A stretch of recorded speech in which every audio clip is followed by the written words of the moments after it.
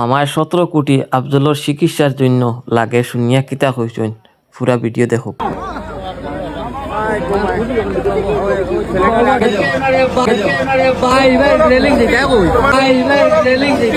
তোমার বাড়িটা কোথায়? তুমি কালকে পশ্চিমগাঁয় বাড়িটা যাবেন, আমি ওনাকে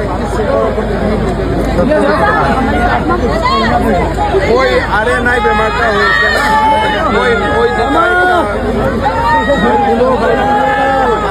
আমি একটা ব্যবস্থা করবেন, কম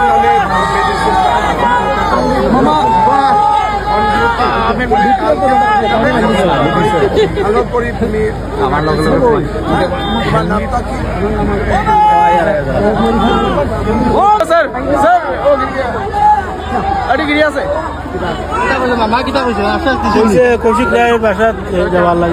আশা করা যায় আফজলের চিকিৎসার জন্য মামায় সরকারি তরফ থেকে কোনো একটা ব্যবস্থা করিয়া দিবা।